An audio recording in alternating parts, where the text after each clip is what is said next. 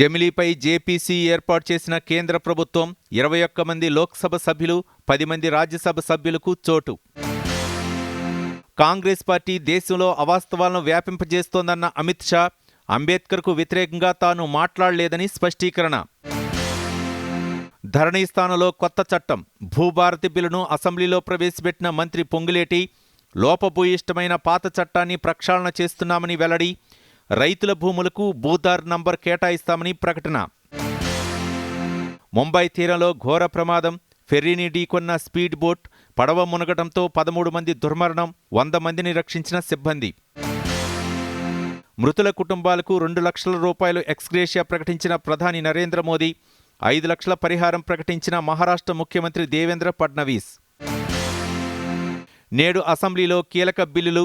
Telangana municipality సవరణ bill, greater Hyderabad municipal corporation bill, Telangana Panchayati Raj సవరణ bill. ప్రముఖ రచయిత పెనుగొండ లక్ష్మీనారాయణకు కేంద్ర సాహిత్య అకాడమీ అవార్డు.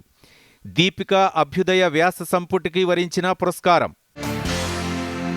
ఈ సాయంత్రం నుంచి హైదరాబాద్ బుక్ ఫెయిర్ ప్రారంభించనున్న ముఖ్యమంత్రి రేవంత్ రెడ్డి.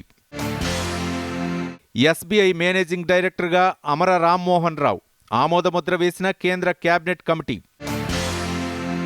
ఐఎన్ఎస్ నిర్దేశిక్ నౌకను జాతికి అంకితం చేసిన కేంద్ర మంత్రి సంజయ్ సేత్, ఖచ్చితమైన కొలతలకు ఉపయోగపడుతుందని వ్యాఖ్య. మణిపూర్ అల్లర్లు, అదానీ అంశంపై కాంగ్రెస్ నేతలు చెలో రాజ్భవన్. ఆందోళనలో పాల్గొన్న సీఎం రేవంత్ రెడ్డి, అదానీ వ్యవహారంపై జేపీసీ విచారణకు డిమాండ్.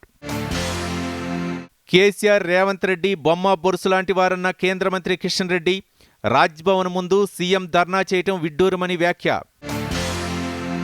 ఫార్ములా ఈ రేసింగ్పై అసెంబ్లీలో చర్చ చేపట్టాలని స్పీకర్కు బీఆర్ఎస్ వినతి. సభలో చర్చ ద్వారా వాస్తవాలు ప్రజలకు తెలుస్తాయన్న కేటీఆర్.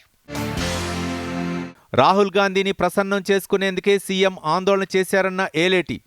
అదానీకి 100 కోట్లు తిరిగిచ్చినంత మాత్రాన వ్యతిరేకిస్తున్నట్లు కాదని వెల్లడి. హైదరాబాద్ పాతబస్తీ స్క్రాప్ గోడౌన్లో అగ్ని ప్రమాదం. మాదన్నపేట చౌరస్తా వద్ద ఘటన, మంటలార్పిన అగ్నిమాపక సిబ్బంది. ఈ నెల 21, 22 తేదీల్లో కువైట్ పర్యటనకు ప్రధాని మోదీ. 4 దశాబ్దాల తర్వాత కువైట్లో పర్యటించనున్న భారత ప్రధానమంత్రి. రాష్ట్ర వ్యాప్తంగా పెరిగిన చలి తీవ్రత, అత్యల్పంగా నమోదవుతున్న ఉష్ణోగ్రతలు. మరో 2 రోజుల పాటు చలిగాలుల తీవ్రత అధికంగా ఉంటుందన్న వాతావరణ శాఖ. సంతోష్ ట్రోఫీ ఫుట్బాల్ టోర్నీలో తెలంగాణ జట్టుకు వరుసగా 2వ ఓటమి. డిఫెండింగ్ ఛాంపియన్ సర్వీసెస్ చేతిలో 1-3 గోల్స్ తేడాతో పరాజయం. అంతర్జాతీయ క్రికెట్కు వీడ్కోలు పలికిన భారత ఆఫ్ స్పిన్నర్ రవిచంద్రన్ అశ్విన్ ఐపీఎల్కు అందుబాటులో ఉండనున్నట్లు వెల్లడి. నేడు భారత్, వెస్టిండీస్ మహిళల జట్ల మధ్య 3వ టీ20 ముంబై వేదికగా సిరీస్ కోసం తలపడనున్న ఇరు జట్లు.